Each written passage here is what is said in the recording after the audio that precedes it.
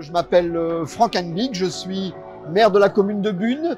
J'entame mon deuxième mandat et je suis très heureux d'être maire du village et très fier aussi. Alors Bunes est une commune rurale d'environ 1300 habitants. C'est pas un petit village, mais c'est pas non plus une grosse ville. Donc c'est une commune rurale. Nous avons encore 18 agriculteurs en activité sur le territoire. Et ça, j'allais dire, c'est la marque de fabrique de notre village. Alors Bunes est connu aussi pour plein d'autres choses. Pour la foire à l'échalote, peut-être en avez-vous entendu parler. Donc nous allons ici au mois de septembre fêter la 40e édition. C'est vous dire si c'est une grosse foire sur 2 jours. Et puis notre village a la chance d'accueillir sur son territoire une magnifique maison qui s'appelle le Château de Beaulieu, avec un restaurant étoilé qui est tenu par Madame et Monsieur Dufossé. Alors je suis heureux de vous présenter le projet de restauration collective que la commune de Bunes a mis en place grâce entre autres aux subventions européennes avec le projet Leader. Donc nous sommes ici dans la salle des Moyettes et on accueille aujourd'hui les enfants pour le repas du midi. On souhaitait proposer aux enfants des écoles une vraie cuisine. On voulait que les enfants viennent au restaurant scolaire et non plus à la cantine. Et qui dit restaurant scolaire dit un chef avec une toque, vous avez pu le voir, un chef qui prépare les repas sur place de A à Z. C'est un gros projet. Les repas étaient livrés autrefois. C'est vraiment un gros projet pour la commune. Il a fallu 3 ans pour le faire, mais nous y sommes arrivés. La volonté vraiment, c'était de proposer aux enfants une vraie cuisine de qualité. Et je pense que nous avons réussi. Le projet a débuté au mois de septembre 2021. On est en juin 2022. Nous n'avons que des échos positifs de la part des enfants, puisque c'est quand même eux les premiers utilisateurs de cette nouvelle restauration municipale. Donc à Restauration Collective de Bunes, on essaye de travailler beaucoup de produits locaux avec tous nos maraîchers, producteurs du coin. C'est tout du fait maison, les légumes sont cuisinés sur place, il n'y a pas de produits préparés, les pâtisseries sont faites sur place, voilà, pour histoire de régaler les enfants, quoi. C'est pas de l'industriel.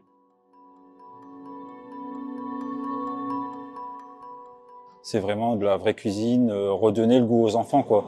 J'ai envie de dire sortir de la période fast-food, cuisine rapide et revenir aux vraies valeurs de la cuisine. Alors au village, nous avons 2 écoles. Une école publique, Antoine de Saint-Exupéry, et une école privée, École Sainte-Thérèse. Ce projet n'était viable économiquement que si nous associons également l'école privée.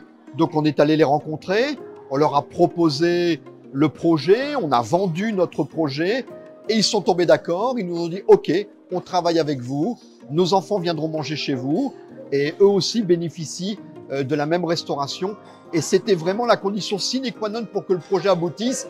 C'était au minimum de faire 120-130 repas par jour.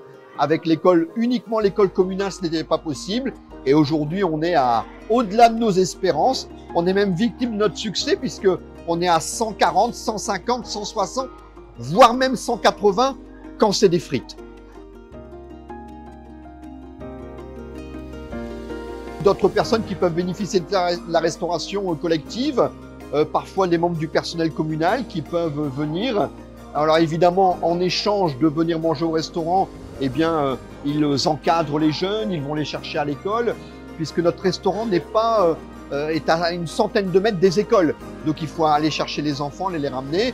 Tous les mardis, nous avons le club des aînés qui vient, non pas manger, ils viennent jouer aux cartes lorsque la salle est nettoyée. Et ils ont la possibilité, en fonction des restes, de repartir avec un plat préparé par le cuisinier, si bien qu'on a quasiment 0 déchet.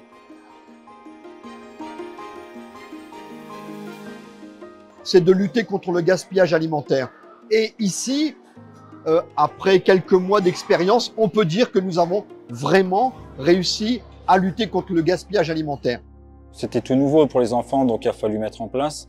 Donc on a mis le zéro gaspille. En début d'année, chaque enfant jetait en moyenne 60 grammes de déchets à la poubelle.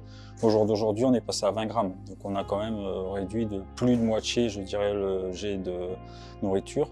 Réinjecter, je vais pas vraiment, parce que bon, c'est la première année, donc il fallait le temps que ça se mette en place.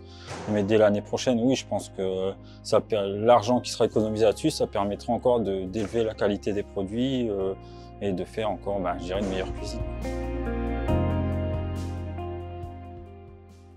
Ce projet n'aurait pas pu se faire sans les fonds européens, ou alors pas dans l'immédiat.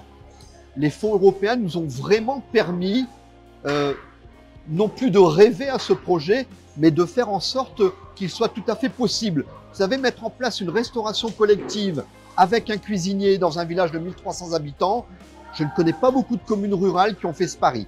Grâce aux fonds européens, on a pu faire ce projet. Je vais tricher un peu sur les chiffres parce que je ne connais pas tous les chiffres par cœur.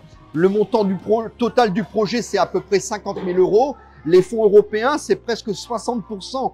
On est à presque 30 000 € de subvention. Alors, qu'est-ce qui a été subventionné avec les fonds européens? Uniquement le matériel, les fours, le lave-vaisselle, les tables de préparation de repas. Vraiment, donc presque 60% de subvention pour l'achat du matériel. Alors moi, je suis très fier aujourd'hui que ce projet ait abouti. Au départ, vous savez, comme dans tout projet d'envergure, on tâtonne, on hésite, il y a des gens plutôt contre, des gens enthousiastes. Je faisais partie des gens enthousiastes. J'ai vendu mon projet et 1 an après, je suis toujours aussi enthousiaste. Alors les projets leaders, on était habitués. On a 3 autres projets qui ont été subventionnés par Leader, notamment de la restauration de petits patrimoines, avec des chapelles, avec un ancien mur de la bibliothèque en plein cœur du village. Donc aujourd'hui, les gens du village savent ce à quoi correspond Leader. Donc vraiment, Leader, ça nous aide et c'est une véritable vitrine pour l'Europe. On se dit toujours, oui, l'Europe, c'est loin, c'est loin. L'Europe, on ne sait pas trop, c'est administratif, c'est bureaucratique. Ben, pas seulement. Leader, c'est également des subventions pour les petites communes. Encore faut-il avoir des gens compétents pour monter les dossiers. Et c'est le cas avec l'agglomération de Béthune-Breuer qui nous aide.